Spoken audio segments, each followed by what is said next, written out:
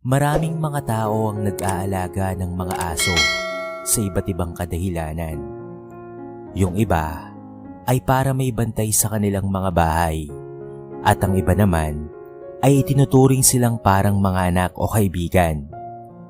Ngunit mamamangha ka talaga sa kwentong ito dahil ang mga kilala nating mabangis at nakakatakot na uri ng ating mga alagang aso ang siyang bibida sa kwento natin ngayon. Nagsimula ang kwentong ito sa maliit na bayan ng Siberian, kung saan ay nakatira ang isang matandang babae na nagsosolo na lamang sa buhay. Hindi siya nabigyan ng pagkakataon na magkaroon ng sariling pamilya at ang kanyang mga kamag-anak at ilang mga kaibigan ay nagsipanaw na, taon na rin ang nakakalipas. Nang magretiro ang matandang babae, ay nagpasya itong manirahan sa isang maliit na bukirin at mag-alaga na lamang ng mga hayop. Isang araw ay may isang mga ngaso na dumaan sa kanyang bahay sa Russian Village. Sa lugar na ito ay maaari kang kumatok sa kahit na kaninong bahay at manatili pansamantala upang makapagpahinga at makahingi ng maiinom. Ang bayad nito ay depende sa usapan nyo ng may-ari ng bahay. Ang pagod na lalaki ay nagpatuloy sa paglalakad hanggang sa nakakita siya ng bahay at agad siyang kumatok kung saan nakatira dito ang matandang babae. Dala niya ang kanyang nakuhang 3 hayop sa pangangaso at agad naman siyang pinatuloy ng matandang babae. Kinaumagahan ay lumisan na din ang lalaki, bitbit ang 2 nabihag na batang lobo, at ang isa ay pasimpleng iniwan ito sa bahay ng matandang babae sapagkat ito ang pinakamahina sa 3. Ang batang lobo ay walang pinagkaiba sa ordinaryong aso na inaalagaan natin, kung kaya't nang makita ito ng matandang babae sa kanyang bakuran, ay nakala niyang baka ito ay nakawala lamang sa pagkakatali at napadpad sa kanyang bakuran. Dahil nga iniwan ng estrangherong lalaki ang nahuling lobo, nanatili ito sa pangangalaga ng matandang babae sa pag-aakalang walang nagmamay-ari dito at wala ring naghahanap.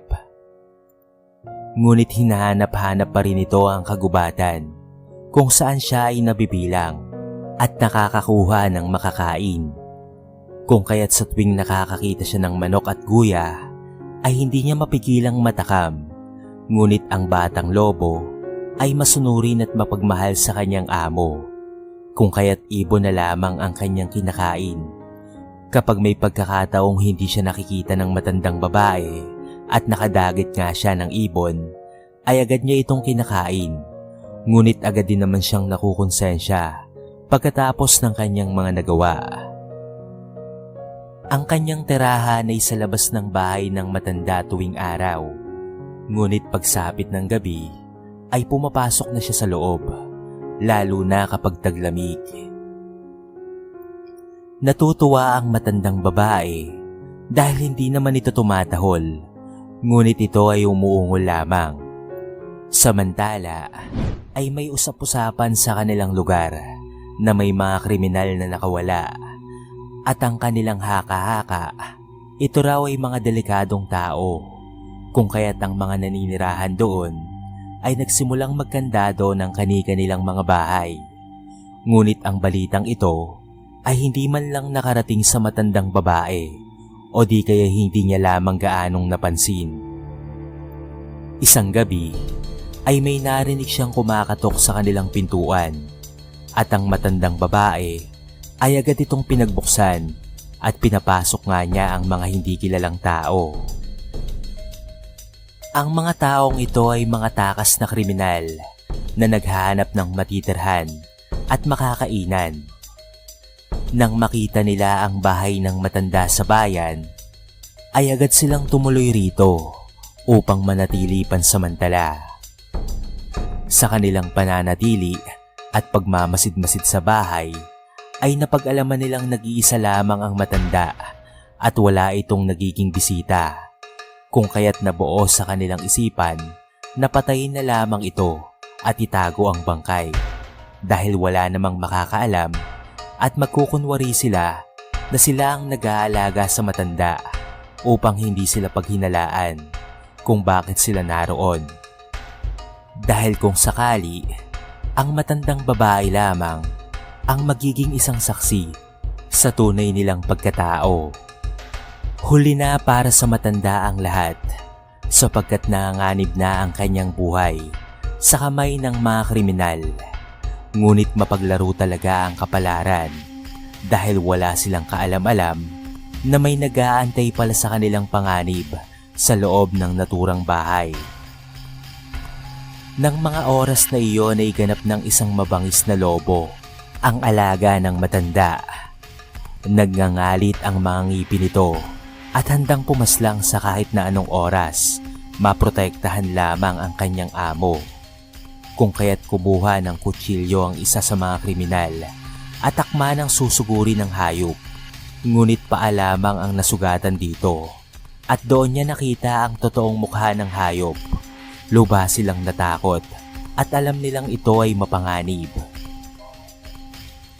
Napilitan na lamang na umalis ang mga kriminal at tumakas. Ngunit hindi pa sila nakakalayo ng mga oras na yon. Kung kaya't ang mga alagang aso sa lugar ay nagsitahulan dahilan upang magising sa ingay ang mga taong nakatira roon. Lumabas ang mga ito ng kani-kanilang mga bahay, dala-dala ang kanilang mga baril at agad na pinaligiran ng mga kriminal. Walang nagawa ang tatlong mga pugante laban sa nagagalit ng mga taong bayan, kung kaya't mabilis lang nahuli ng mga pulis at agad na pinusasan.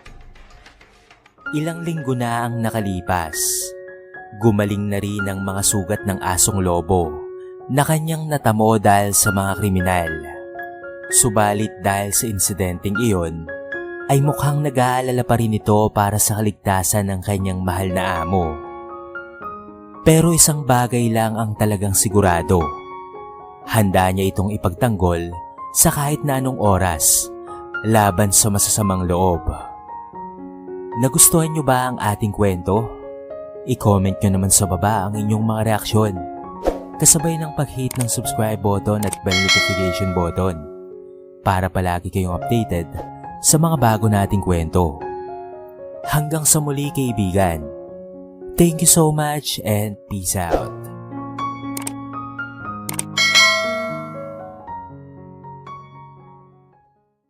Maraming mga tao ang nag-aalaga